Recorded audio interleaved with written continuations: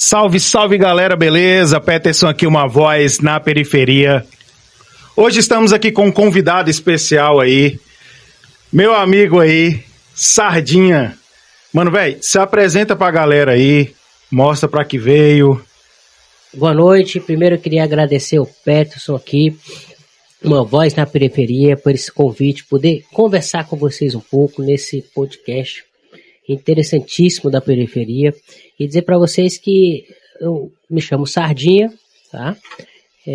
Sou hoje administrador regional Sudoeste, Octogonal e SIG, já fui deputado cital, já fui administrador do Cruzeiro, diretor de presídio, sou policial civil há 27 anos e estamos aqui hoje para bater um bate-papo bacana e tirar um bocado de dúvida aí das pessoas. É isso aí. Vamos começar dessa forma, né?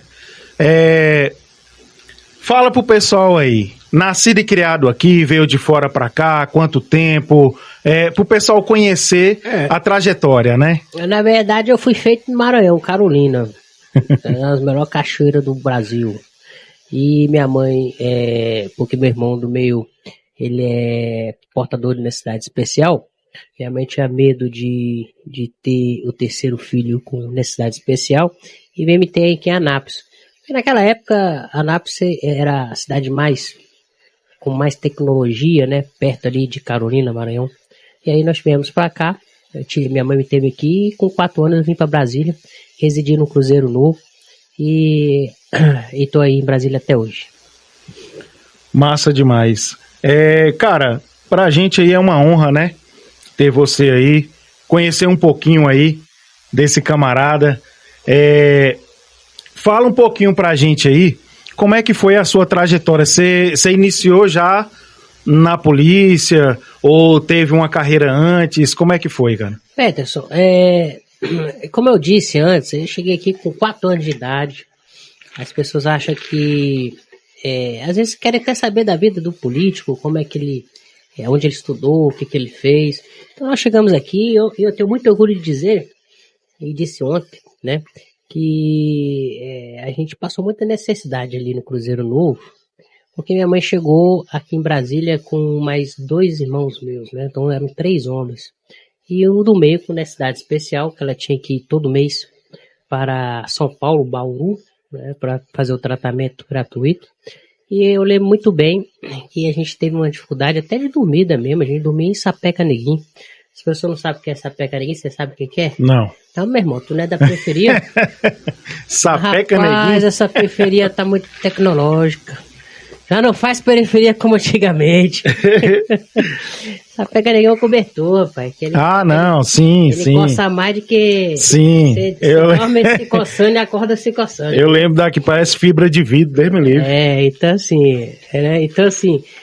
nós tivemos essa infância muito agradável, apesar das necessidades que passamos, mas minha mãe foi uma guerreira, né? Aqui em Brasília, ela construiu a vida dela, criou os 3 filhos, né? E hoje estamos aí. Eu sou fruto de escola pública, sempre estudei em escola pública, me alfabetizei ali na escola do Cruzeiro, fiz o meu primeiro grau na Centro Sul, fiz meu segundo grau na Centro-Leste, né? Sou formado em Direito, curso hoje também em Teologia, então, né? Quando terminar a 2ª graduação, vou para a 3ª, que eu quero fazer zootecnia. Né? Eu não sou doido não, é porque eu gosto de tudo. Inclusive, quando fui fazer vestibular, eu passei 5. É mesmo? Rapaz, o homem é ativo. Não, olha só que eu passei, Bioquímica, Farmácia, Contabilidade, entendeu? Zootecnia e Direito.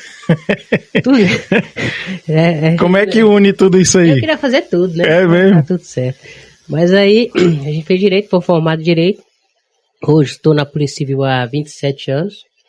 E a gente tá aí, né? Na política, eu amo política, eu gosto de fazer política, minha vida é política.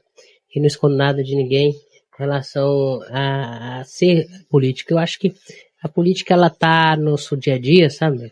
As pessoas, às vezes, têm, assim, ojeriza a política, mas desconhece que não tem como você viver sem política. Você faz política todos os dias. Então, as pessoas que não gostam de política, é aquele ditado que todo mundo escuta o tempo todo. Quem não gosta de política vai ser governado por quem gosta. Exatamente. Então, nós temos que contribuir, críticas são boas, sugestões são boas. Então, nós temos que aprender a conviver com os políticos, porque a política está desde o nascimento de Jesus Cristo, antes de Jesus Cristo, durante Jesus Cristo, depois de Jesus Cristo. A política, ela sempre existiu e vai continuar existindo, né? Exatamente. E um cara que construiu a carreira, né? Passou por muitas dificuldades. Hoje você reconhece, você sabe das nossas dificuldades que enfrentamos na periferia, né? Cara, conta pra gente aí, porque hoje em dia a acessibilidade tá um pouquinho mais fácil. Você tá falando aí que a sua mãe saía daqui e ia para São Paulo para buscar um tratamento? Como é que é? Porque o único centro de referência no país e gratuito era pela USP, né, em Bauru. Caraca. Porque que ainda estava se formando, né? Tinha os profissionais ainda gabaritados, né? Hoje aquele tipo de comorbidade. Uhum. E como é que foi para você, cara, se adaptar numa situação dessa aí, né? Vocês morando ali no Cruzeiro ali, também estava passando por uma estruturação naquela época? Como é que foi? Ou já chegou lá, já estava cidade formada? Não, a cidade, a gente chegamos no Cruzeiro em 79. 79? O Cruzeiro estava sendo formado, o Cruzeiro, os prédios, tinham muitos prédios que ainda estavam sendo construídos, né? Uhum. Não estava formado como é hoje formado, né? Então a gente pegou o Cruzeiro bem no início.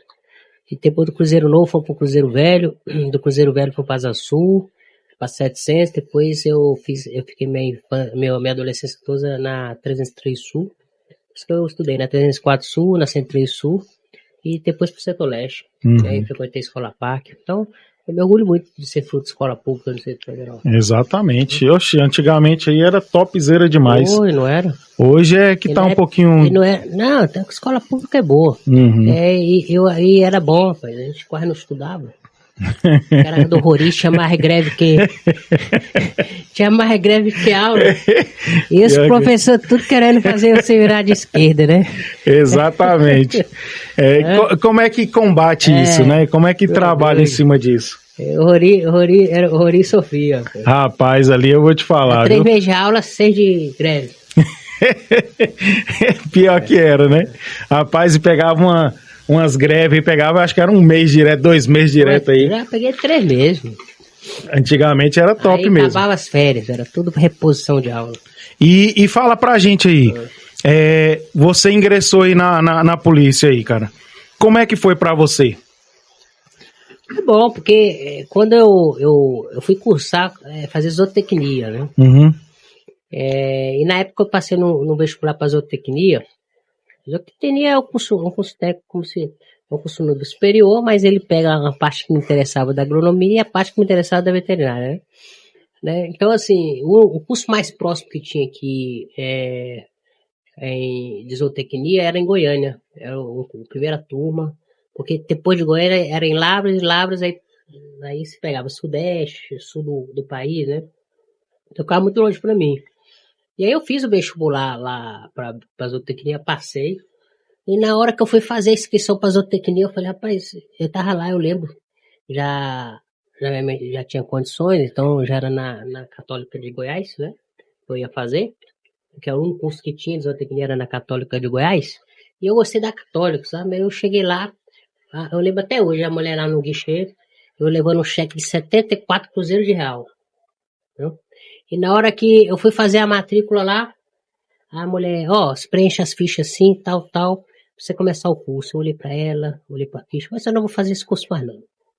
Ela falou assim, eu sou, como assim? Eu falei, não vou fazer não. Ela falou, o senhor é doido? Eu falei, não sou doido não, eu vou voltar aqui daqui 6 meses, eu vou fazer direito.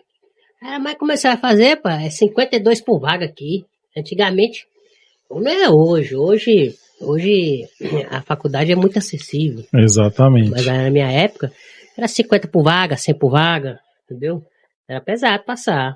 E era 52 por vaga lá. E ela falou assim, não, aqui é 52 por vaga, não vai ter problema não, podia ser 1.000, daqui 6 meses eu volto. Né?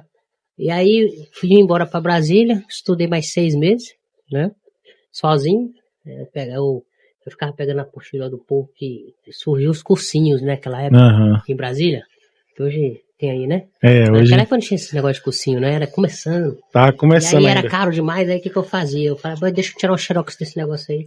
Aí os amigos meus que tinham condições tiravam o xerox, me dava, eu tirava o xerox e estudava pelo xerox, né? E pro concurso eu fiz a mesma coisa, né? E aí, posso falar que já passou 20 anos, então não vai ter problema. Prescreveu, né? Já, Direito autoral, né? já foi. Já foi. Então aí, veja bem, eu estava pelo xerox do cursinho e voltei lá, fiz, passei. Passei lá em direito. Massa. Determinação, né, cara? Quarto lugar. É mesmo? Eita. Aí foi top, hein? Passei. Só que a galera não sabe da dificuldade, né, que o cara enfrenta no dia a dia, que a determinação para estudar antigamente. Você teve que trabalhar cedo também para ajudar em casa ou não? Não. Só focou nos estudos? Não, só estudo. Só estudo mesmo. Qual foi a época que você decidiu entrar aí para a política? Eu sempre gostei Você de passou política. quanto tempo assim na... Eu sempre gostei de política, desde a época da faculdade, eu sempre estava ajudando o centro acadêmico, o CA. Mas a política mesmo veio já trabalhando aqui na Polícia Civil, né, do Federal, quando eu fiz parte da associação e sempre existia as eleições para o sindicato, então sempre eu apoiava alguém, até quando eu virei diretor de presídio. Aí quando eu virei diretor de presídio, nós pegamos um presídio que era o CPP naquela época, em 2006, né? Em 2006, o CPP, ele era o quarto pior presídio do país. Lá tinha só um bloco, metade queimado, não funcionava, e outra metade funcionava com 150 presos. Quando chovia, eu tinha que botar as bacias na sala. Eu era o diretor da cadeia, eu tinha que botar as bacias na sala, porque a água caía na sala inteira. Os policiais, na hora do descanso lá do toco, era para dentro do carro. Estudava só 4 presos. Existia a ala do inferno e a ala do céu. A ala do inferno era alta e a do inferno era lá embaixo. Né? É desse jeito o CPP. E toda semana tinha um na porta lá morto. É mesmo. A história, né? Comigo nunca morreu ninguém. Aí eu entrei sobre forte pressão da oposição. Os policiais antigos não me queriam lá. Né? Tinha uma votação para... Não tinha não, mas eles foram no chefe de polícia, meu amigo Kleber, que hoje é o presidente do GES, na época, pedi pro Dr. Kleber não deixar eu ser diretor. Né? Não é? Porque eu era muito novo. Eu tinha só 7 anos de polícia. E o mais novo lá, depois de mim, tinha 24. Eita. Então, o antigão não queria ser mandado por mim, né? Mas aí, tem disso, né? Eu fiz uma reunião com eles, conversei na época, e em 1 ano e meio, graças a Deus, a gente mudou a realidade daquele presídio. De meio bloco, passamos para 2 blocos, né? Inclusive, o segundo bloco era o seguinte, lá no CIA, era um bloco, metade de um bloco queimado, né? Aquela coisa toda. E tinha outro bloco lá que era do governo, da Secretaria do Governo, que estava botando cadeira. Né? Aí eu ficava armazém? Era um armazém lá da Secretaria, da outra secretaria. O bloco da cadeia era aí tinha um muro, uma gradezinha, e outro lado lá tinha um outro bloco cheio de cadeira, sabe? Aí eu ficava olhando assim na hora do almoço, olhando aqueles guardinhas lá, com aquele tanto de cadeira, eu ia lá, rapaz, vocês ficam aqui guardando essas cadeiras velhas, bem inservíveis.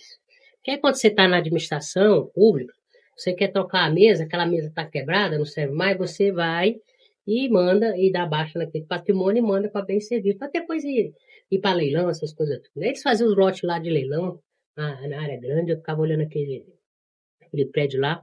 Então, um dia eu liguei pro secretário, que ele arrochado, o Dr. Nelson, o melhor juiz da Vara de Execuções Penais que eu já tive o prazer de trabalhar. Ele, falecido hoje, o Dr. Nelson Ferreira, faleceu, né? Ele estava muito agoniado, querendo vagas do regime semiaberto para o Centro de Progressão Penitenciária. E naquela época, o subsecretário na época estava com essa dificuldade de tentar vaga lá, um presídio metade queimado, e precisava reformar o presídio, não tinha local. Aí eu liguei para ele e falei assim, rapaz, eu arrumei um lugar aqui, pode mandar 300 presos. Aí ele, mas onde você arrumou? Eu arrumei. aqui deu um jeito aqui pra mandar. Aí ele, tem certeza? Eu falei, pode mandar contadinho 300. Aí tá bom. Ele mandou só 2 vezes, mandou um bonde lá com 300. Quando chegou lá, aí eu falei assim, ó, é nesse bloco B aí, ó. Aí o guardinha, como é que é? Rapaz, vai com preso, joga essas cadeiras tudo lá no meio do relento lá e joga preso aí dentro. Ei, rapaz, na hora que aqueles presos chegaram lá, eu tinha poucos banheiros, sabe? Quando aquela turma começou a usar banheiro, rapaz, foi merda, esgoto naquele ciano pra tudo que é lado. E na época o administrador lá era o Lunardi, lá do Cruzeiro. Dando o Lunardi ligar pra mim e me esculhambar. Rapaz, o que é? Quebrou cana aí? O que foi? Tá indo esgoto pra toda a área. Rapaz, tem uns probleminha aqui, mas eu vou dar uma solução. Aí, graças a Deus, deu a solução. Tomei os 2 lotes da Secretaria eu já tinha arrumado minha mala, assim, minha gaveta, eu tinha limpado. Falei, eles vão me exonerar, né? Mas pelo menos eu soquei 300 pesos aqui dentro. Chegou, né? Fazendo já...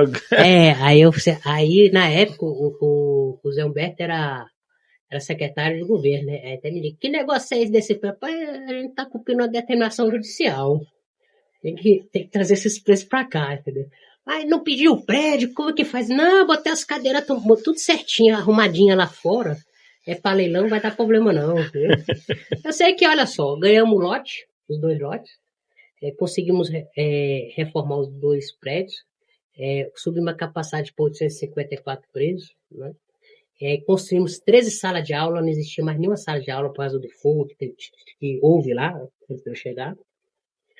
Dessas 13 salas de aula, nós tínhamos 444 presos estudando. Inaugurei uma biblioteca lá dentro, chamada Monteiro Lobato. Fiz uma sala de informática para os presos. Fiz um tempo ecumênico, né? Lá podia professar a fé, desde que você fosse Jesus Cristo e Deus. Outra coisa eu não aceitava não, né? Tinha que ser Jesus Cristo e Deus lá. E aí podia usar, igreja evangélica, católica, podia usar à vontade. E o que acontece? Nós transformamos o CPP do 4º ao 1º presídio na gestão do presidente Gilmar Mendes, quando presidente do Conselho Nacional de Justiça, como único presídio naquela época acompanhado do método do CNJ. Nós deixamos 444 presos estudando, 22 fazendo faculdade, 1 fazendo mestrado, entendeu? Alfabetizamos mais de 80 presos. O nosso índice de residência era irrisório. Eu soltava lá 450 presos, porque lá o pessoal fica com esse negócio de saidão, besteira. Esses presos, uma vez no mês, tá todo mundo vai na rua. Então, eu soltava 450 presos, os 450 voltavam. Então, acabei com a história de maconhão lá, que era um negócio de uma maconha da porra lá, acabei com isso, entendeu? O que eu fiz? Eu proibi o cigarro. Porque é difícil, com você, um efetivo pequeno, tinha um efetivo de 6 policiais para cuidar de 800 presos. 6? E você fazer uma geral, que é revista de 700, 800 presos uma noite, é complicado. Então, vira e mexe, eles entravam com alguma coisa ilícita lá. E aí, o que eu fiz? Para acabar com a ilicitude, eu falei assim, eu vou acabar com essa maconha aqui. Vou proibir o cigarro. Eu fui o primeiro presídio de Brasília a proibir cigarro. Não entra cigarro aqui. Porque é o seguinte, quando você pegava um preso com a maconha, ou com entorpecente, era falta grave, você já dava isolamento e descia de Papapuda. Quando você pegava com cigarro, falta média. Então, não precisa regredir o preso de regime. 5, 10 dias de isolamento resolve. Enquanto que era o entorpecente, você tem que regredir, fazer um processo, aquela coisa toda, cheia de processo disciplinar, né? Eu falei, aqui o caba, a gente descobre que o caba aqui vendia licitamente aqui um cigarrinho de maconha por R$2. Era R$1. Na época, R$1. Aí eu falei, peraí, que eu vou inflacionar o negócio. Quando eu proibi o cigarro passou a ser R$2. Porque não podia entrar. Então, quando entrava o cigarro lá, né? Um absurdo já. Administrativa minha, era R$2. Aí o caba falou assim, rapaz, a maconha eu vou ganhar R$1. Botei isso na cabeça dele. Vai ganhar R$1, se me pegar, eu vou ter a cadeia fechada, vou ficar lá na Papuda, perder meus benefícios. E no cigarro eu puxo isolamento de 5, 10 dias, R$2 eu ganho o dobro, uma carteira de cigarro que tem 22 dá R$40, eu vou ficar milionário com cigarro, entendeu? E aí eu mudei essa realidade naquela época tirei esse negócio, não existia cheiro de maconha naquela cadeia, porque quando eu cheguei, até eu ficava doido lá, com tanta fumaça que tinha, entendeu? Mas tirei essa realidade. Mas era assim, engraçado, os preços passavam assim, irmão, só os pacotão assim, passava lá de pacote me telhado. Aí eu, cigarro, mandava buscar o cigarro, não era aquele dia. É mesmo? Tentando entrar com cigarro tudo que é jeito, era engraçado. E aí, a reincidência, ela é medida da seguinte forma: eu soltava os 450 presos e eles voltavam. Mas por mês era um ou outro que não voltava, mas logo 10 dias voltava. Então, baixa reincidência, baixa fuga. Sim. Os presos queriam, porque dos 854 presos que tinha lá, 800 trabalhavam. O primeiro contrato para colocar presos trabalhando na presidência do Supremo Tribunal Federal foi comigo. Saía 20 presos todo dia, tudo de terno. E eu nunca gostei muito de usar terno, né? E aí eu ficava com a camisa normal e eles saíram de terno. Então, assim, foi um trabalho bem feito que eu fiz naquela época, né? E que rendeu, né, para Brasília, a menção de único presídio que cumpria as metas do CNJ. Foi bacana. Cara, e assim, explica pro pessoal aí, porque ele fica ali no CIA, né? Acho que é no trecho 4. Trecho 4. Eu fiquei 2 anos como diretor. Nunca teve um preso abatido ali na frente. Nunca. É mesmo? Mal avisado. Acerto de conta ali, né? Não tinha negócio de acerto de conta comigo ali, não. Porque assim, ó, como é que funciona aí? Só explica pro pessoal. Bom comportamento na papuda, aí ganha essa oportunidade de... lá ele só dorme? Como é que é? Não, lá é progressão, ele ganha regime semiaberto com trabalho estéreo. Ou empresa particular, ou via FUNAP. E aí, esse trabalho que eu trabalho cotidiano, dia a dia, ele ia para o centro de delegação penitenciária, que é dentro de Brasília, a locomoção é mais fácil, e lá saía todo dia. Lá ele sai todo dia para trabalhar e volta só para dormir, no caso. Rapaz, são presos ali que estão querendo uma mudança, né, ou não? Estão na saída, né? Fez pena, já estão indo embora, já. Já estão, no finalzinho da pena. Já estão envolvidos com a sociedade, né? A maioria trabalha em órgãos públicos, empresas privadas. Mas mesmo assim ainda dava confusão lá dentro, acerto de conta, essas coisas? Não teve comigo, não. Não, né? Não. 2 anos. E eu não botava viatura na frente, nada disso, não. Simplesmente só dava recado. Dá uma liberdadezinha pro cara, o cara... Não dava liberdade pra ninguém. É mesmo?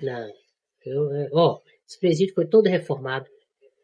Eu reformei o presídio todinho. Eles vendiam cama lá, tal da Jega. Na época, R$600 uma Jega. Eu acabei, coloquei esterilixo pra todo mundo, colchão pra todo mundo.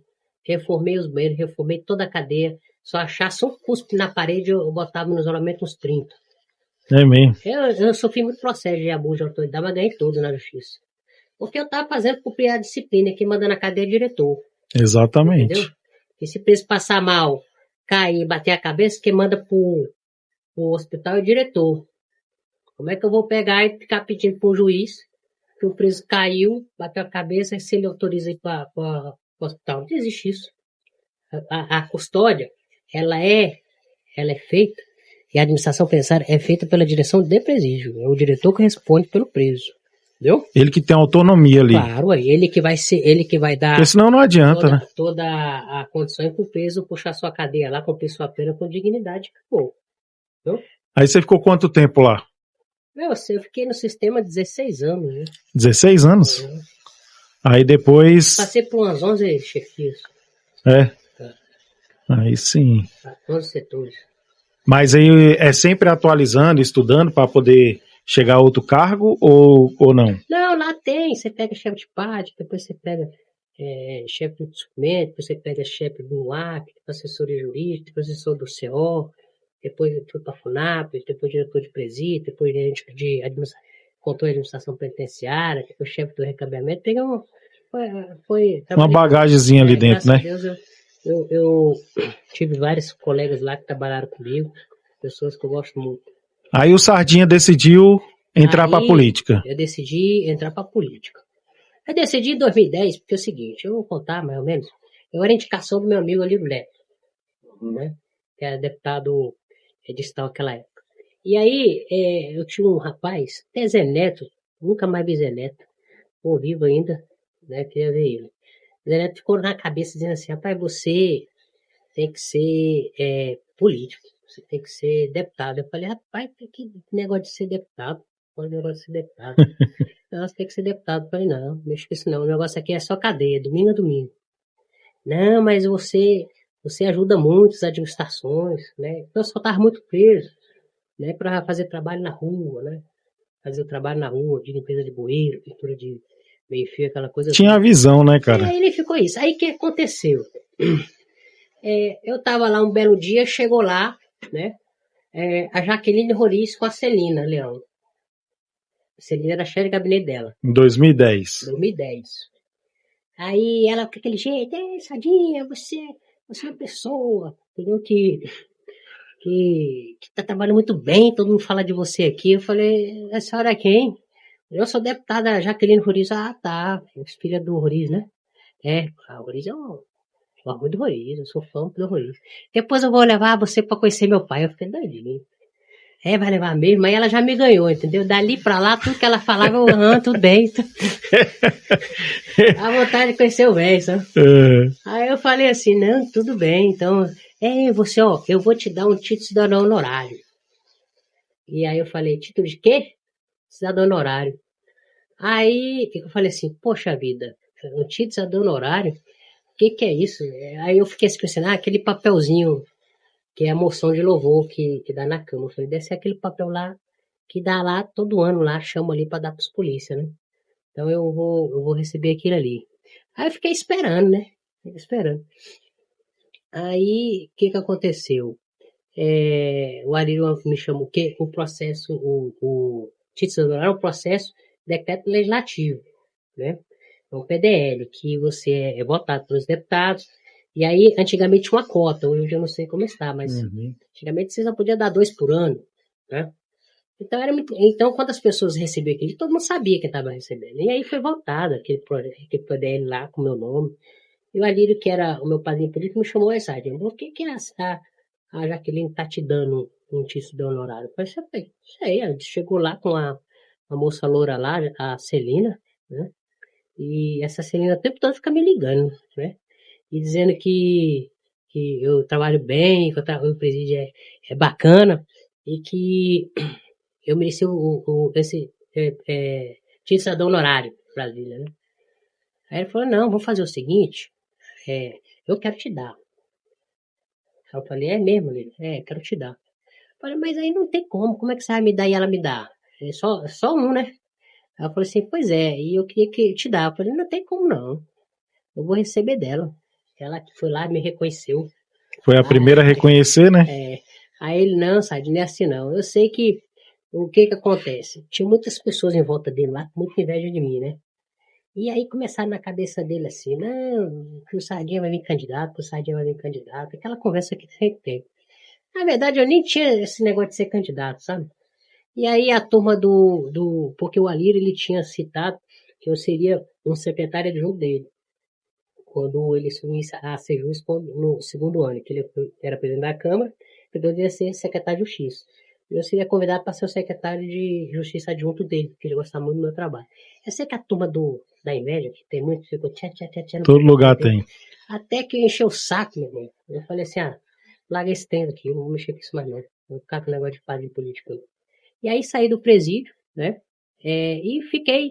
Aí quando eu saí do presídio, aí eu fui pro isolamento, né? Porque não.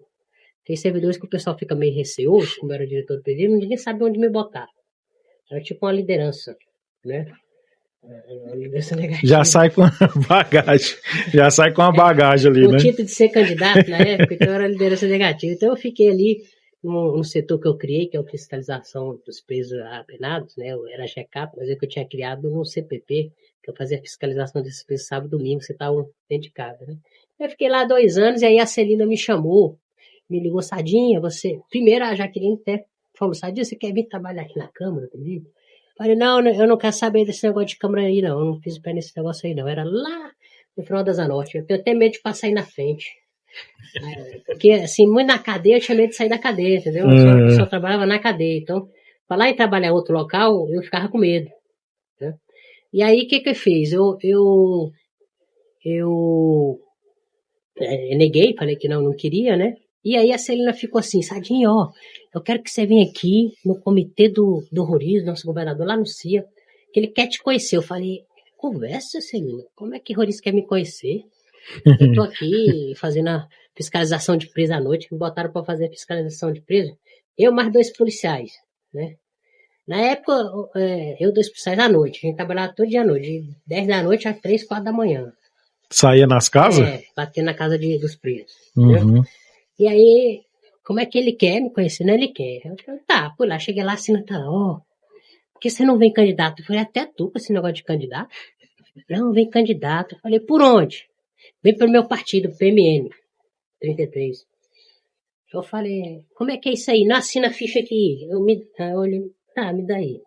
Celina, esse negócio aí, como é que é esse negócio aí? Aí ela, não, tá Meio cabreiro. Aí eu falei, vou assinar. Mas o Roriz quer falar comigo mesmo? Quer, então me dá aí que eu assino, quero falar com ele. Ele, tá, assinei. Fui lá, cheguei lá. Eu fiquei com o Roriz ali uma meia hora.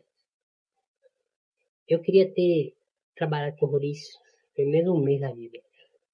Só que aquela meia hora ali de contato com ele foi um aprendizado.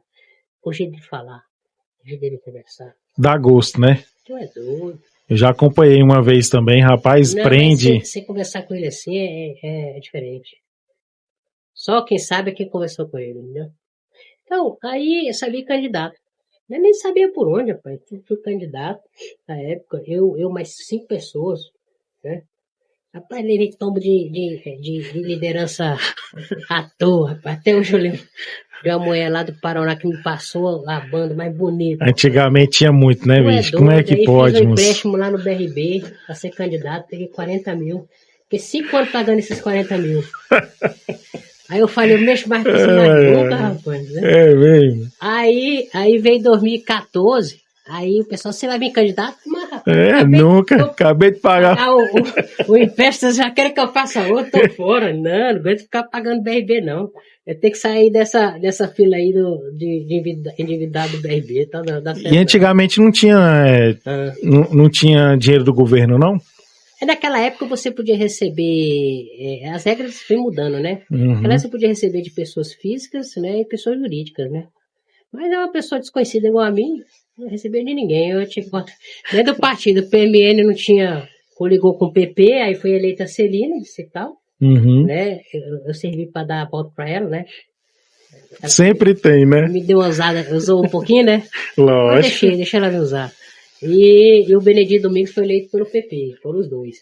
E aí, naquela época, era 72 candidatos.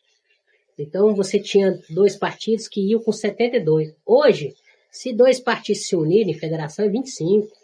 Olha como mudou. Mudou bastante, hein?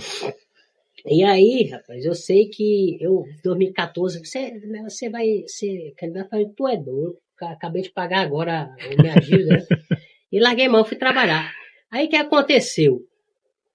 Quando eu, 2015, o governador mudou, o governador Agnello saiu, entrou o governo Hollenberg, né? E aí eu fui convidado para ser chefe de gabinete do Cruzeiro. E aí, pô, Pedro, eu fui lá pro Cruzeiro como chefe de gabinete, mas eu estava tão acostumado a trabalhar em cadeia, entendeu? Que eu me sentia um pouco brutalizado, sabe? Quando chegava o morador para conversar, Sardinha, aí eu, tô com problema da árvore, que árvore? A árvore lá tá caindo manga em cima da minha casa. Sardinha, tem que tampar o buraco aonde? Na rua. Aí o que eu fazia? Eu fiquei uns 3 meses para me desintoxicar, desintoxicar, como é que é? Fala aí. Desintoxicar. Fala aí, meu irmão. É isso aí que você entendeu. Na cadeia, aí o que eu fazia? Eu tinha carteira D, aí eu pegava um caminhão, entendeu? Pegava os presos lá, os funapeiros, e botava, vocês vêm correndo atrás de mim pegando lixo na cidade. Entendeu? Aí cansar, aí vocês pulam na boleia aí, igual o pau de arara. Aí tinha um caminhãozinho toco lá, e eu saía todo dia, rapaz, limpando a cidade, eu mesmo. Aí era o que eu gostava de fazer, entendeu? na rua ali. Com preso, gostava de ficar com preso, mandando eles fazer as coisas, igual na cadeia, ó. Joga o lixo lá, eu vou embora. E a população viu fazendo isso, mas eu fazia porque eu não queria ficar no gabinete, entendeu? Eu gostava de ficar na rua fazendo isso. É como se fosse um trabalho da cadeia hoje, que o pessoal faz aí, mãos dadas, Sim. que eles levam os presos para fazer calçada, essas coisas. Tem uma galera aí. Eu fazia isso aqui lá, fazia isso lá, foi funcionar bem. E aí eu fui levando 2, 3 meses para entender minha posição como chefe de gabinete, porque eu era muito assim, meio... Imagina você trabalhar na cadeia 16 anos, domingo a domingo. Rapaz. Tu é doido. De todo final de semana você fazer visita aí com 8 visitantes. Até tirar aquilo ali. Achei pra lá a Cobal lá, que é a da visita. Hoje não, mas a Cobal na minha época podia ter feijoada, mas tinha época que abriu uma tampa de feijoada eu caía pra trás. Aí o preso vai ter caganeira com esse negócio aqui. Aí a mulher, não, vai ter não. E ele tava com aquelas feijoadas, tava com tudo, né? Você só fazia facas. Eu sou daquela época. Que eram 12 visitantes. Tinha até feijoada podia dar. Foi padronizando as coisas, melhorando, né? Eu sei que ali eu comecei a gostar de trabalhar e ouvir a população e resolver. Como eu vi que não dava para me ficar muito tempo, né, fora da administração, porque o administrador daquela época, ele tomava conta de 2 administrações, o governo Hollenberg. Então ele era administrador do Sudoeste e do Cruzeiro, né, da Sudoeste, Octogonal e Cruzeiro. Então, num período ele ficava no Sudoeste, no outro período ele ficava no Cruzeiro. Então, no período que ele estava no Cruzeiro, eu tinha que ficar lá para falar para ele o que estava acontecendo na administração. Quando ele saiu, eu tinha que ficar atendendo a população. Então, isso foi me prender na administração. E as minhas saídas para catar lixo foram acabando, né? E aí eu comecei a gostar de lidar com a população, de ir lá cortar a árvore da dona Chiquinha que pediu, ir lá arrumar a praça do pessoal lá que jogava dominó, né? Então, assim... Era essas demandas que chegavam lá. Não tinha várias, né? Briga de vizinho, eu fui me amarrando, entendeu? Gostando. E aí surgiu a oportunidade de eu ser administrador, né? O administrador, naquela época, adoeceu, ele me indicou para o Hollenberg para ser administrador, por um período, e eu fui administrador por 9 meses, do Sudoeste do Cruzeiro. E aí, depois que eu fui administrador, começou aquela mesma conversa. Você tem que ser deputado. Eu já escutei isso. Já voltou de novo. Eu escutei isso há 8 anos atrás, da moça chamada Celina, então levei 4 anos pagando empréstimo. Aí eu falei assim, eu vou mexer com isso não. Aí foi indo, até que eu resolvi a mexer, né? Entrar. E entrei, graças a Deus, a gente foi eleito com 6.738 votos. Dos quais mais da metade dos votos vieram do Cruzeiro Sudeste Octogonal, né? E entrei, né? E agora vim para a reeleição, tivemos 20.107 votos, e deixamos de entrar por 117 votos, ou seja, a gente quase quadruplicou. Rapaz. Né? Então, isso é sinal que o mandato ele foi positivo. A população que presenciou o mandato, ela foi lá e votou e aumentou o potencial de voto em 4 vezes, né? Cara, massa então, demais. A grosso modo, minha vida é essa aqui. Mas se quiser, a gente pode estender mais 3, 4 horas aqui, eu conto mais detalhes. Né? Não, bora. É porque assim, ó. Cara, você entrou lá no presídio lá, deu um jeitinho. Você pensa que não, mas a galera tá vendo ali, o pessoal de fora, externamente. Os invejosos, eles fazem questão de falar, o pessoal cria curiosidade e acaba ajudando. Né? Acabar ajudando. Então o pessoal viu que a sua gestão ali foi uma gestão boa e fala assim, rapaz, traz esse cara pra cá. E chega na administração, o cara vai pra rua, né? Tá ali com o povo, entendendo as necessidades. E, cara, a galera tá vendo. Você fazendo a diferença, fazendo algo diferente. Não tá só lá na canetada, né? E a sua experiência aí, com 4 anos aí, você estava lidando com os problemas só de lá ou chegou a vir pro lado de cá também?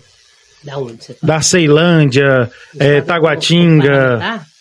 Não, aí como parlamentar a gente abrange. Trabalhou o Brasil inteiro. Brasil inteiro. Até porque você não pode ser na minha concepção, respeito quem é, mas eu acho que ser deputado de uma bandeira só não é ser deputado. Não. Na essência, é um deputado que respeita Brasília, entendeu? Exatamente. Acho que deputado tem que ser no geral. No geral.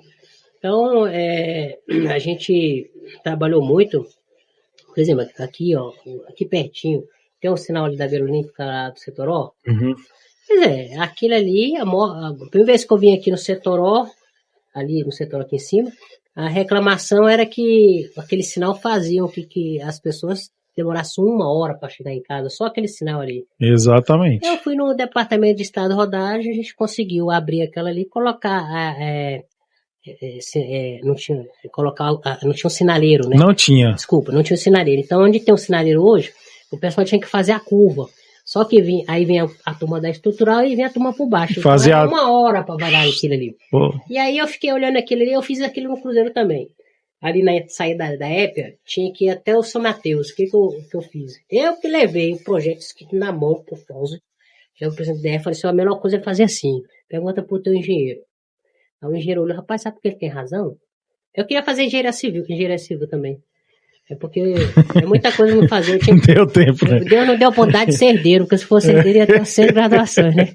Então, aí eu falei, faz assim que vai dar certo. Aí ele falou, rapaz, o cara tem razão pra fazer. Foi a mesma coisa quando eu fui no estado do Sudoeste. Aquela saída ali do ortogonal, do Sudoeste, entre a 105 e a 104, para Parque da Cidade, dava engarrafamento que ia até depois do Gafiar ali. E aí, o que era? Tinha um sinaleiro ali.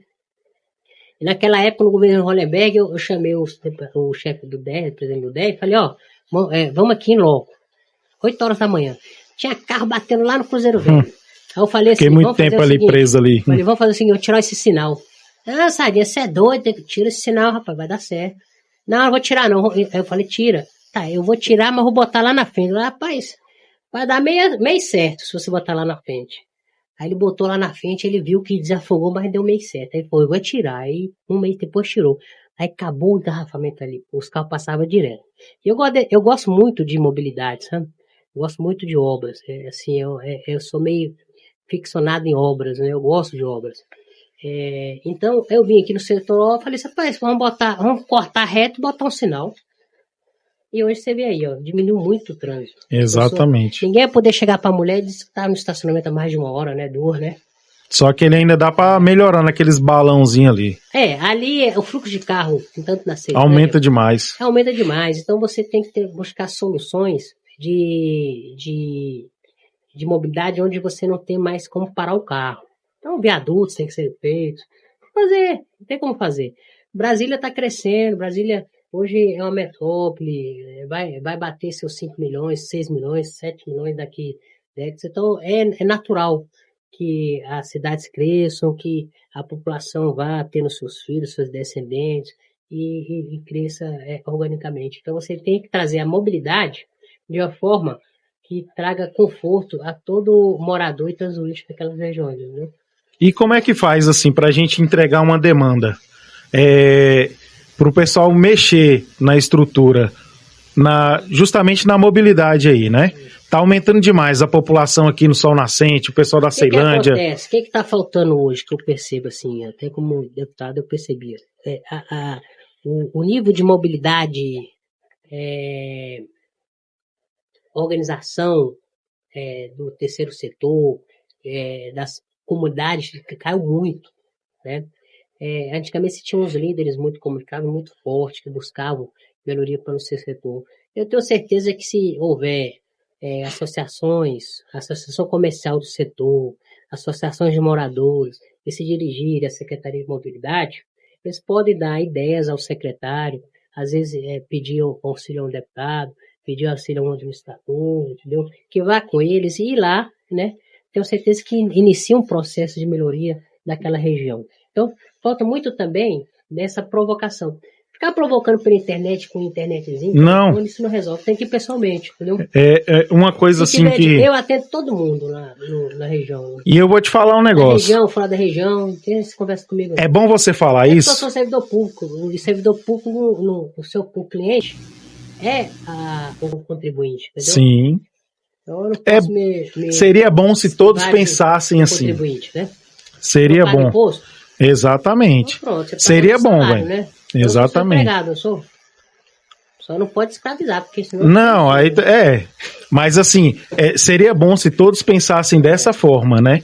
Eu tô te falando assim, perguntando, por quê? O que acontece? Estamos nos levantando na Ceilândia para fazer um movimento diferente. Eu tô fazendo aqui uma voz na periferia, essa junção, né? Buscando escutar todo mundo, pra gente pegar e não só apontar o dedo e falar assim, poxa, o Sardinha chegou, ele hoje é governador. Beleza? Cara, você dá a canetada lá, arruma lá, sol nascente, tá? Às vezes o dinheiro não chega, né? Aí eu fico reclamando aqui, tudo é culpa sua, tudo é culpa do governo. E o que estamos fazendo de diferente? Não adianta você só reclamar e não apresentar uma solução também. Levar lá, né? A gente está buscando conscientizar a nossa galera aqui, a comunidade, para passar conhecimento, para que eles saibam também buscar, né?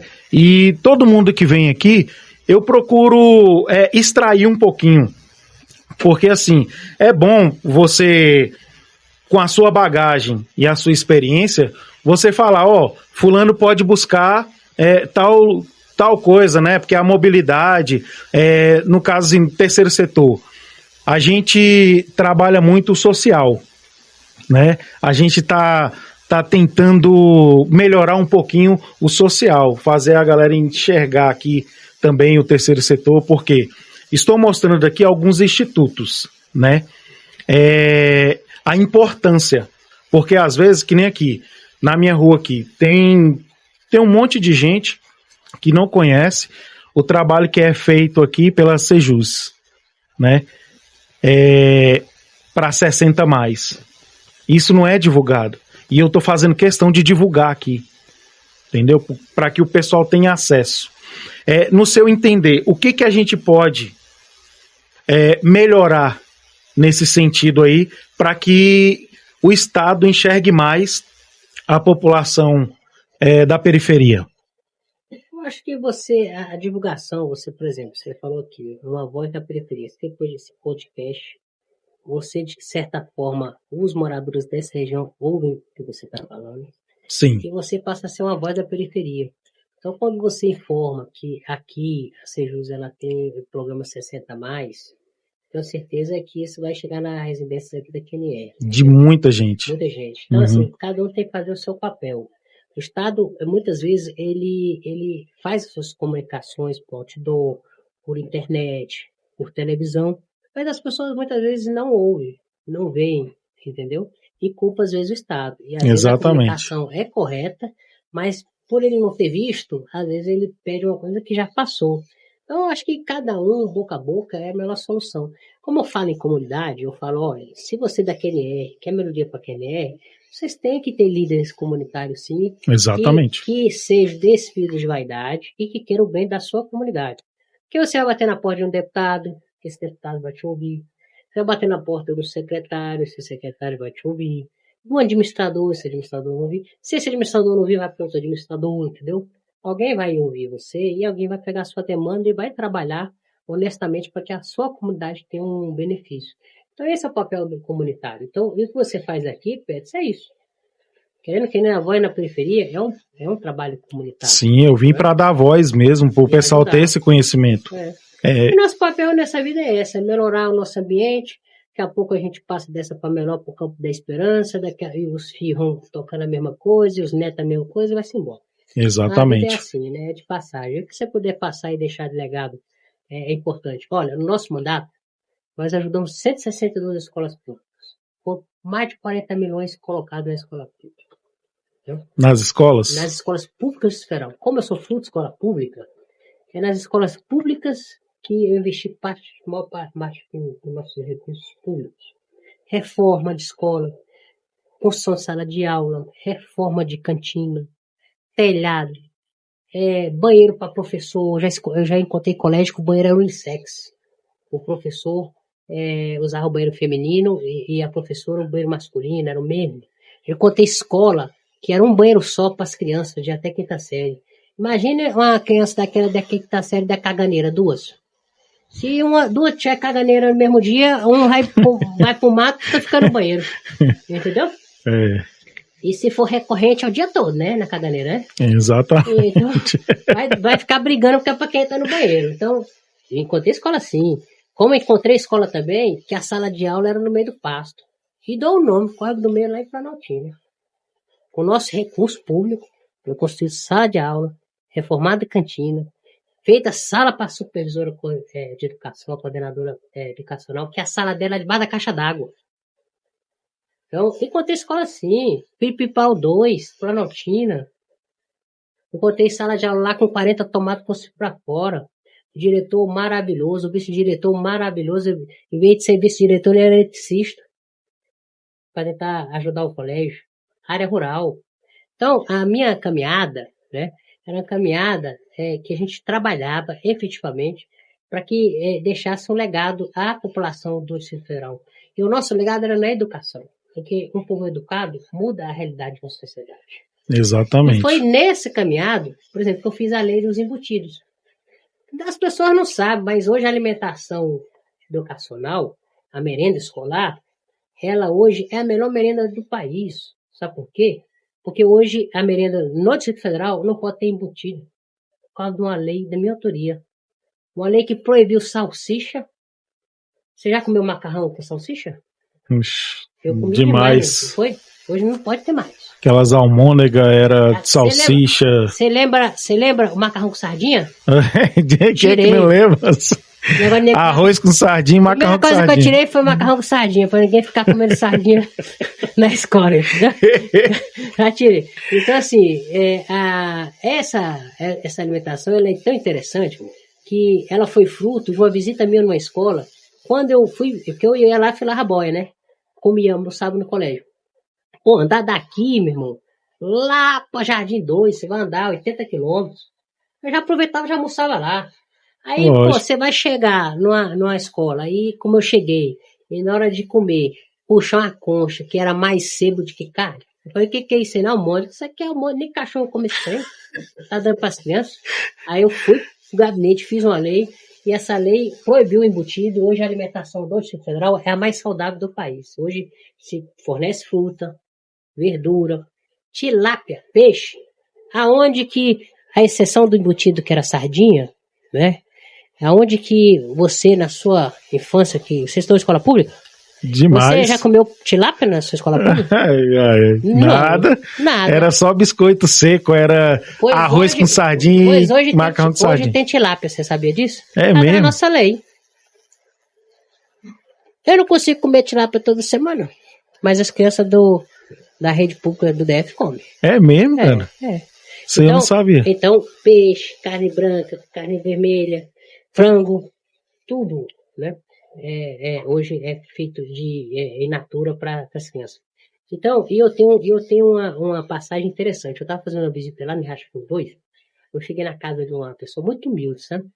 Aquelas casas ali, que é normal, se a gente vê em muitas cidades, aquelas casas que o camarada compra um barraco, compra um lote, faz 3 casas de um lado, 3 do outro, tem uma no fundo. Faz 7. Né? Quando quer, com espaço. Ele toca 7 lá e fica alugando os barracos. E eu cheguei nessa casa lá no Riacho 2, e primeiro eu cheguei já apertada. Eu falei assim, eu posso usar o seu banheiro? Aí ela, pode, mas a gente tem que sair daqui de casa. Eu falei, mas por quê? Não tem porta no banheiro. Eu falei, ai meu Deus, então tá, sai todo mundo aí. Eu no banheiro. Aí eu fui no banheiro, quando eu acabei, pode vir, já tem a descarga. E aí, sentei lá e a mocinha nova, uns 11 anos, sabe? E ela com cabelo azul. Cabelo azul, assim, da cor dessa minha camisa aqui. Aí eu senti, o senhor gostou do meu cabelo? Eu gostei, não. Sincerão. Aí ela, mas o senhor não gostou? Eu falei, Aí ela, por isso que eu vou mudar. Ah, vai? O que você vai fazer? Agora eu vou pintar de vermelho. Aí eu, o senhor vai gostar de vermelho? Eu, também não. Eu acho que você fica muito bonita se você deixar a cor do seu cabelo natural, né? Mas eu vou botar vermelho. Mas eu queria fazer uma reclamação pro senhor. Eu falei, diga aí. É o senhor que colocou a carne moída pra gente, né? Aí eu, eu não aguento mais carne moída. Eu chego no colégio, é carne moída. Eu vou almoçar, é carne moída. Eu vou lanchar, é carne moída. Eu já tô indo no banheiro e tá aí vindo carne moída.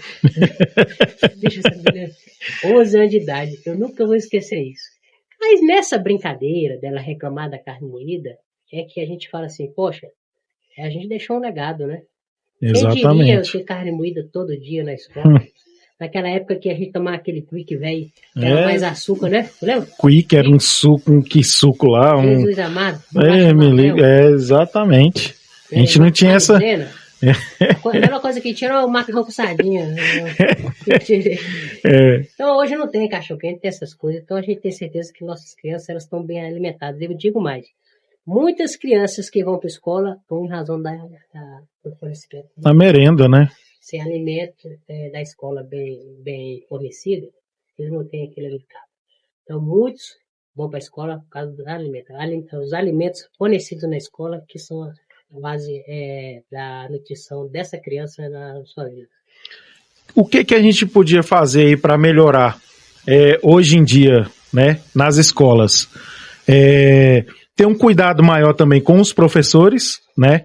Porque O professor quer que todo mundo quer.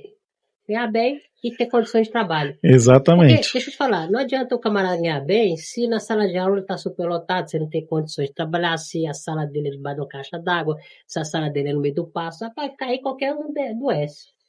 Até porque ser professor é a profissão mais digna que pode ter no país. Porque ser professor não é fácil, não. Você educar as crianças de hoje, que não é educada dentro de casa... Como é que faz? Como é que faz? Então, você tem que dar condições para o professor,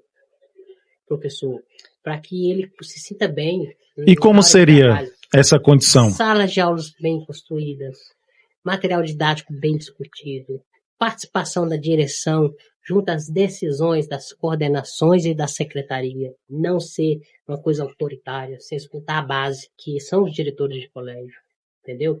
Que eles estão ali com o seu professor. Se aquele professor de matemática deixa de ir, ele que vai ter problema para concluir a grade educacional daquela série, entendeu? Então, assim, eu acho que tem que ter isso. Melhoria de condições de trabalho, melhorias salariais, que eu tenho certeza que eles sabem fazer o que fazem de melhor, que é a melhor educação pública que a gente pode ter, né? Através desses métodos. E assim, em relação às crianças, vejo aqui que algumas delas têm autismo, né? Eu acho que a maioria que está nascendo hoje já nasce com autismo. E o problema do autismo hoje, até a gente leu aí do Trump, ele criando uma comissão de cientistas para definir, estudar as causas e as soluções para radiação. A gente realmente, nós estamos sofrendo, com todo respeito às crianças que estão tendo, uma epidemia de TEA. Sim. Né? E é um problema muito sério, porque o que acontece? As mães que elas têm crianças com transtorno do aspecto autista, eu vou citar mais o TEA, sem falar de Down, sem falar de outras comunidades, a mãe praticamente, dependendo do nível dessa criança, ela vive em função dessa criança, entendeu? Não pode trabalhar, ou se trabalha, tem que trabalhar em meio expediente, geralmente sempre não sabe quando a criança vai necessitar do cuidado dela. Então, a gente está construindo, assim, uma situação muito dramática que tem que ser pensado a forma de agir para que essas mães, essas famílias tenham condições de produzir e, ao mesmo tempo, cuidar das suas crianças. Né? Eu estou criando aqui um mutirão, né, justamente para a gente entender também o lado dos pais. Porque muitas das vezes o autista grau 1, 2 ou 3. Oxe, demais. Rapaz, um dia das crianças eu estava lá em Santa Maria, vou te contar um caso aqui. Uns 2 anos atrás. Aí a gente foi dar segundo brinquedo para as crianças, que eu gosto de fazer isso. Aí eu estava numa casa, aí chegou uma mãe de uma criança autista. Aí daqui a pouco chegou outra. Aí outra. Quando eu contei, tinha 11 mães lá e todas com filho autista. Sim. Eu fiquei olhando e tal, assim, tô falando sério. Era para as crianças. Aí eu virei para elas assim, vocês são de alguma associação de criança autista? Aí elas, não, a gente aqui é da quadra. Ué, e todas são autistas? Sabe? Aí eu fiquei preocupado. Sim. Era a primeira vez eu vi assim, rapaz, a quadra lá é 4-5 anos. Porque assim, ó, aqui o pessoal não tem muita condição, né? E eu vejo que eles enfrentam muita dificuldade. Porque imagina, você abdicar da sua vida para poder cuidar, né? Não tem um amparo assim do governo. Alguns não têm aonde procurar, não são instruídos o que fazer, né? Porque vindo para a periferia, tudo se torna um pouquinho mais difícil. E o que eu estou fazendo aqui? Eu estou me levantando com algumas pessoas justamente para poder dar esse amparo para algumas famílias. Saber onde procurar os seus direitos, saber onde levar o seu filho. Eu acho que tem que surgir também dos terceiros setores, vários institutos. Sim. Que queiram cuidar. Tem alguns. Tem alguns. Bater na porta dos deputados lá pedir recurso. Sabe por quê? Porque, veja bem, cuidar de uma criança com transtorno do aspecto autista não é só você cuidar dela em casa. Você tem que levar essa criança para um centro de referência, porque ela vai ter uma equipe multidisciplinar para tratar cada parte da problemática que assevera o nível de autismo dela, entendeu? Então você tem que ter fonoaudiólogo, pedagogo, você tem que ter fisioterapeuta, você tem uma gama de profissionais no local. Então, eu acho que o terceiro setor, ele pode muito bem, a gente estava falando aqui do terceiro setor, pode muito bem encampar essa ideia e ir atrás dos parlamentares que queiram ajudar. Já estamos então, aí. Não só distrital, mas federal, senador, que possa ajudar, porque seria muito bom cada região administrativa ter um instituto desse trabalhando e ajudando a comunidade, entendeu? Ó, você tem uma ideia? Uma voz na periferia. O Estado, ele tem que ajudar, ele ajuda. Entendeu? Sim, sim. Referência agora na Asa Sul, mas tem que criar mais. Tem que ter essa ponte. Tem que ter um por cidade. Entendeu? Sim, tem que ter essa ponte aí. Tem que ser centros em que, do meu ponto de vista, posso estar errado. Né? Então, eu estou aqui aberto a críticas, sugestões, mas do meu ponto de vista, cada cidade teria que ter um centro de referência para o tratamento do transtorno do aspecto autista. É isso. Em que fosse permitido não só os profissionais atuarem, mas como os pais também. Exatamente. Os pais deveriam atuar no tratamento juntamente com os profissionais, entendeu? E esses pais deveriam ser contratados pelos centros de referências para cuidar das suas próprias crianças junto uma ajuda de custo, né? Ela não pode sair. Exatamente. Então, você atrelar, meu amigo. Você quer tratamento de terra? Vamos te dar condições e você vai levar sua criança e você vai ganhar o seu benefício cuidando da sua criança aqui dentro. Eu propus para algumas pessoas criar um espaço, né? Para que a gente pudesse dar liberdade também para os pais, ter uns 2 dias, né, livre para poder curtir a sua vida, porque essas pessoas se abdicam verdadeiramente. Eu vi na internet aqui uma vez a mulher xingando a filha, falando que odiava ela e tal, mas cara, porque ela foi numa festa da família e o filho deu um ataque, uma crise lá, e ela não pôde ficar. E ela surtou. Porque assim, e algumas pessoas ainda queriam julgar essa mãe. Cara, uma pessoa chegar a surtar e falar algo nessa proporção para um filho, você tem que entender o que está acontecendo. Chega um momento que, cara, não aguenta. Você não aguenta essa bagagem, né? E eu tô juntando algumas pessoas aí para a gente poder debater sobre o assunto, né? Para que essas pessoas tenham essa liberdade de falar o que está passando, o que pode melhorar, né? A gente bater nessa tecla. Por quê?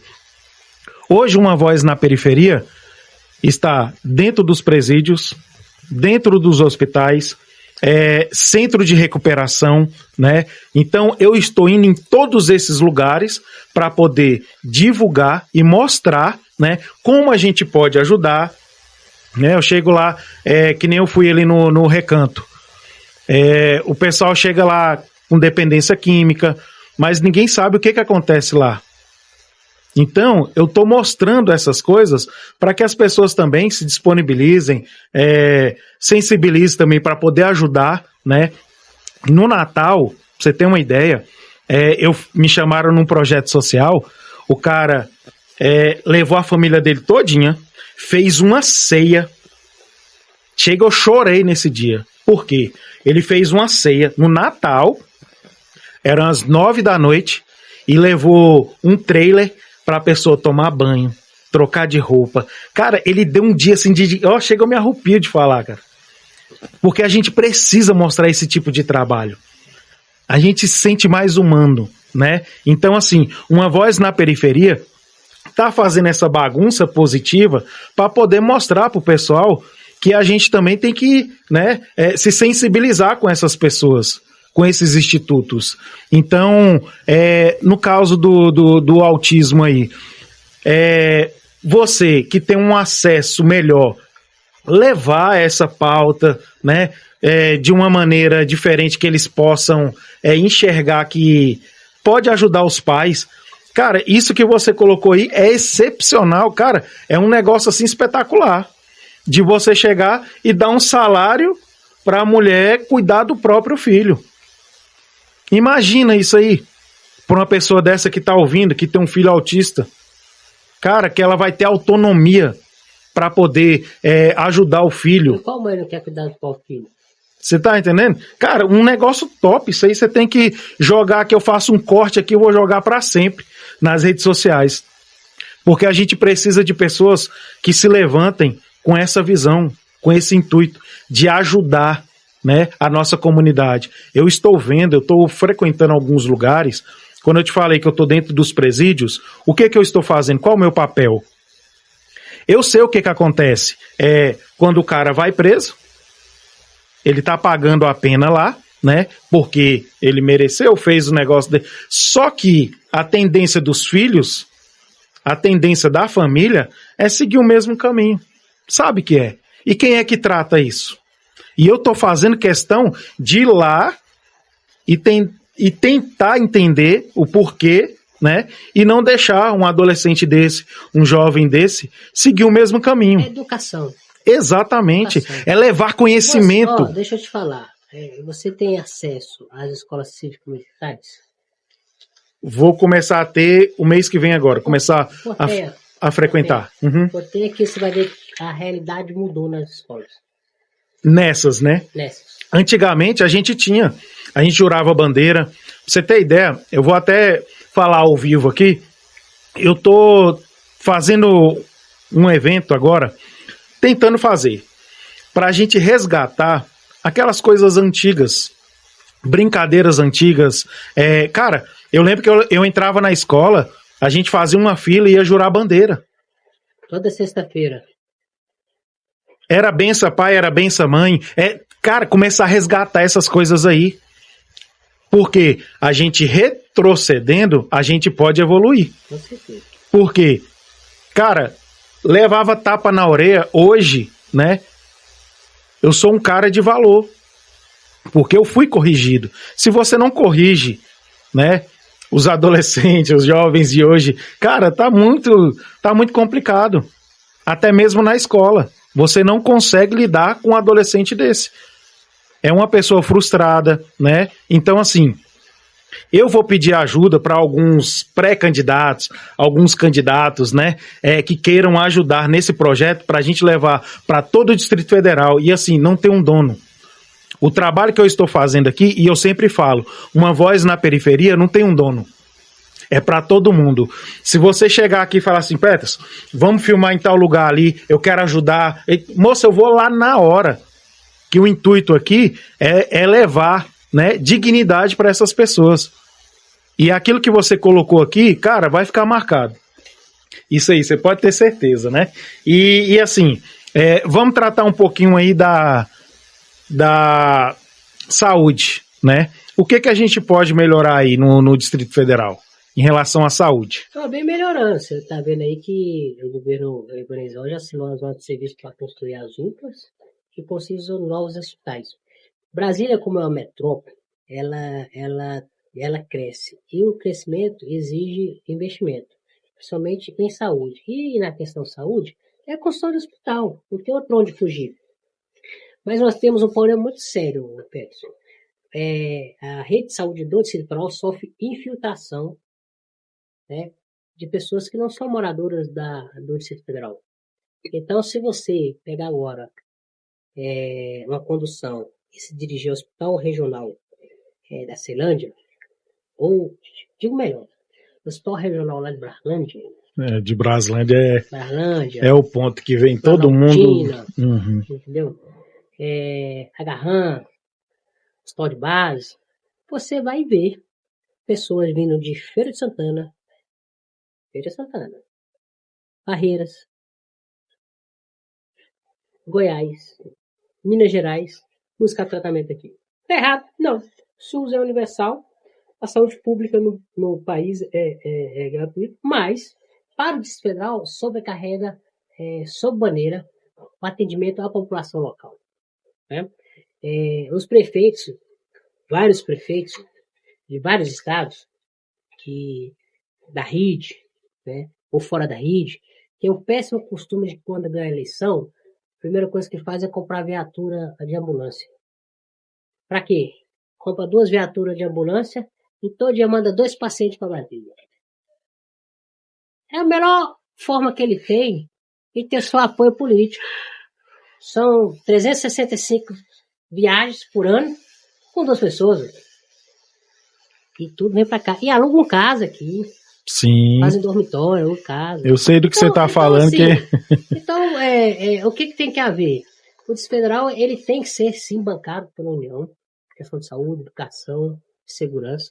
Porque não atende só o Distrito Federal. Exatamente. Tem todo o entorno, entendeu? Então isso tem que ser visto de uma forma em que o DF ele tem que investir cada dia mais para tentar dar vazão ao atendimento da população local. Então é complicado essa situação.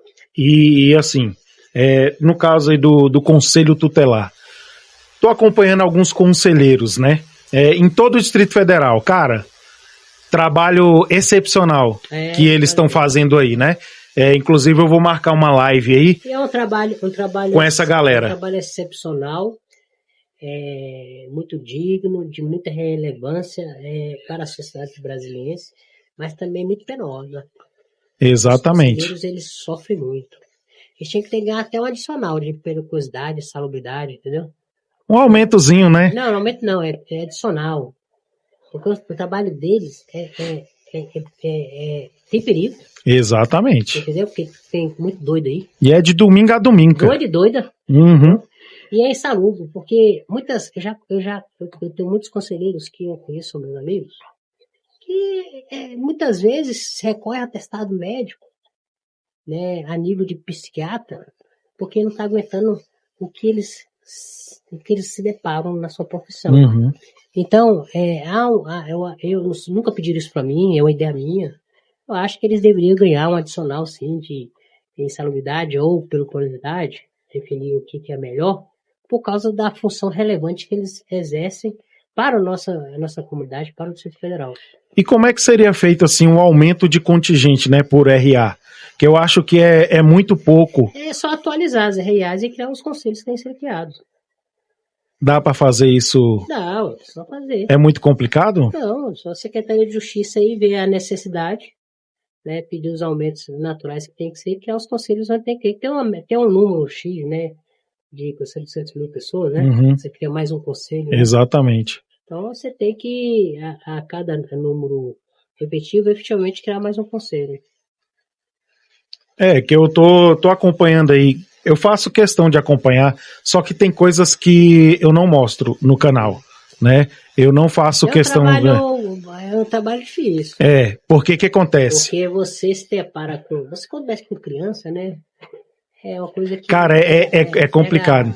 Tem deles que fica 4 dias sem dormir, cara. Por quê? Imagina uma menininha de 10 anos, abusada. Não fala disso não. Cara, é complicado. Mas assim... Eu não achava que era assim. É um trabalho muito difícil deles. Não é fácil. Exatamente. São os guerreiros e guerreiras anônimos. E aí, mando um abraço aí pra minha amiga Vivi, lá do Cruzeiro, que é conselheira tutelar. Um abraço, Vivi. E vou chamar, já pode indicar ela, que eu estou fazendo. Café Citruco também, então, eu estou fazendo questão de mostrar, né, alguns conselheiros aqui. E vou fazer uma reunião entre eles. Todos os conselheiros do Distrito Federal. Vou fazer uma reunião aí para essa galera, né, trocar experiência, que eu acho que ainda ninguém fez isso aí. E eu vou fazer isso aí. Por quê? Eu tenho alguns amigos, estou conhecendo outras pessoas e vou fazer questão de mostrar, né? Vou trazer um de Braslândia aqui, que eu conheci lá na casa do Hip Hop, que eu fui mostrar lá o projeto social lá também, né? E ele vai vir aqui para mostrar também o que passa lá. Então vou fazer questão de mostrar de todas as regiões o trabalho deles, que eu não conhecia, né? Porque até então a visão das pessoas é que o conselheiro tutelar tá aí para tomar o filho de dentro da casa, né? E tem essa visão aí. E a gente precisa mudar isso aí. Cara, em relação aí à cultura, né? O que poderia ser feito aí para poder melhorar um pouquinho aqui para a periferia? A cultura no geral. Assim, eu acho que como deputado você tem que fazer o quê? Escutar a voz aí das pessoas que trabalham com cultura e promover mecanismos que façam que as comunidades regionalizem sua cultura, né? Eu, como deputado, eu fui um dos maiores investidores dos festejos juninos, das quadrilhas juninas do Distrito Federal. Apoio muito a Liga da FE, né, na época com mais de 30 quadrilhas, que, querendo ou querendo, é a nossa cultura popular brasileira, né? Então, assim, é um trabalho bonito que as quadrilhas juninas fazem no Distrito Federal, porque elas pegam ali 100, 150 pessoas da comunidade, e aquelas pessoas vão gratuitamente ali, ó, 2 vezes na semana treinar, 3 vezes na semana treinar, e quando elas estão ali treinando, se preparando para competir nos festejos juninos, essas pessoas estão fora da vulnerabilidade, entendeu? Fora da vulnerabilidade, ou seja, estão entre família, treinando, né, praticando cultura, né, e uma cultura genuinamente popular brasileira, que é as quadrilhas juninas.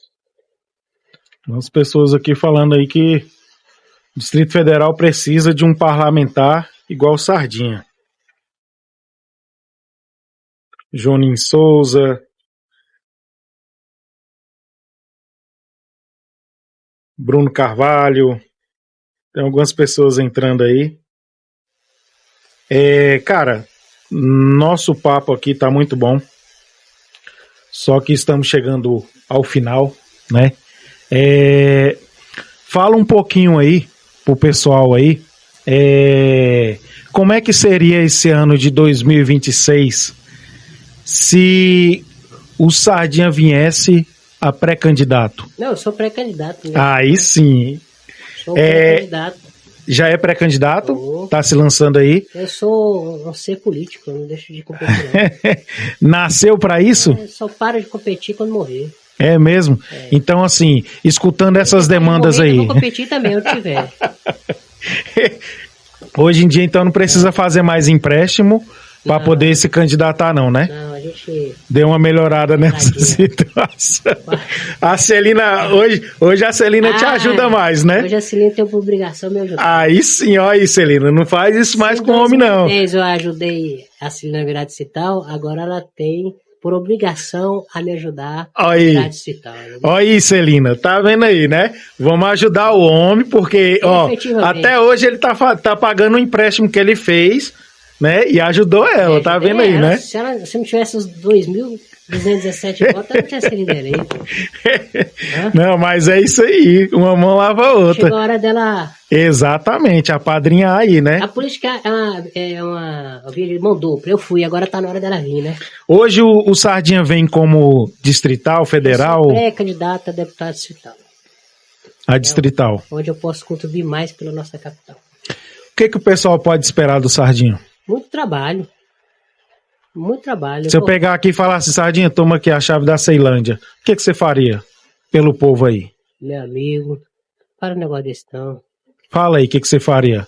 Porque assim, ó, um pouquinho que a gente conversou, eu te falei um pouquinho... Eu gosto muito de zeladoria de cidade. O que é zeladoria de cidade? É você tratar a cidade como se fosse sua casa. Entendeu? Eu gosto da cidade sem buraco, entendeu? Eu gosto da cidade com poda bem feita, com parque bem feito, entendeu? Se eu te entregar a chave da Ceilândia, olha só, se eu te entregar a chave da Ceilândia, você me dá 5 escolas aqui no Sol Nascente? É necessário as 5 escolas? Cara, Demais. Então, eu vou lutar com ferro e fogo. Demais. Entendeu? Eu vou te falar, e se brincar, precisa de mais escola. Porque as pessoas têm uma visão assim diferente. O administrador ele não constrói escola, ele não cuida de escola.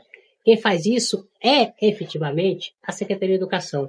Mas o administrador, ele pode muito bem ir no deputado federal, pedir emenda de bancada para a Secretaria de Educação possa construir escola na sua região. Pode. Então o administrador, ele tem pouco poder, mas ele tem muita ação e trâmite para tentar buscar melhorias para sua comunidade, entendeu? Então, assim, a Ceilândia é um local muito bonito, eu gosto muito da Ceilândia, né? Como eu ando toda Brasília, né? Eu costumo dizer que Pode me chamar que eu vou, onde você estiver lá, eu vou lá mostrar algumas coisas. Você aguenta, moço? Oxê, mas rapaz, tô rodando aí o Distrito Federal todo. É?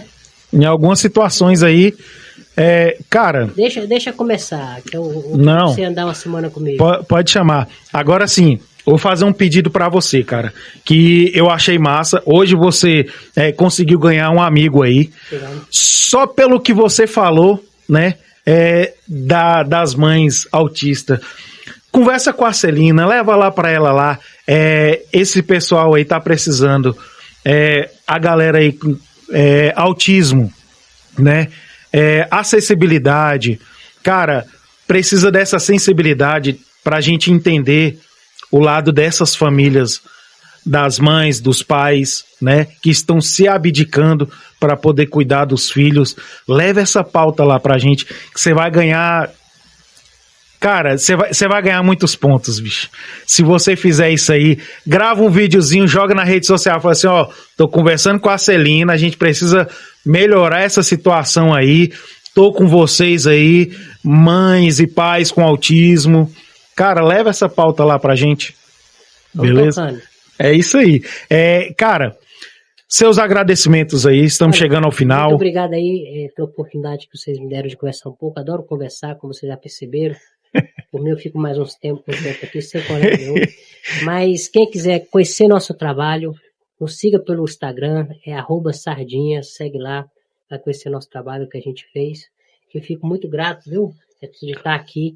E quantas vezes for necessário, estarei aqui com você. Massa demais. Está feito. Se meu nome for aprovado pelo Partido da Mobilização, que eu estou nacional, for aprovado como deputado estadual, faço convite para na época da eleição você andar comigo. Massa demais. Vou lá mostrar seu trabalho também. Porque assim, ó, geralmente o pessoal cria essa expectativa e curiosidade de conhecer mais, né? Falar assim, rapaz, será que ele faz isso mesmo? Será, né? Mostrar um pouquinho, né, do dia a dia. Ver, né? Massa demais. Já deixou suas redes sociais aí, né? Galera, estamos ficando por aqui. Quero agradecer todo mundo que esteve presente aí. Depois entra nas redes sociais para você conhecer melhor, né, a pessoa do Sardinha, um cara que tá batalhando, trabalhando aí desde sempre, né, nessa luta aí. E é isso aí, estamos ficando por aqui. Muito obrigado. Quem não me segue, já segue aí, galera. Uma Voz na Periferia. Preciso de todos vocês aí. Vamos criar força, beleza? Em todo o Distrito Federal. A minha luta também é a sua luta. Vamos comigo, bora! Valeu!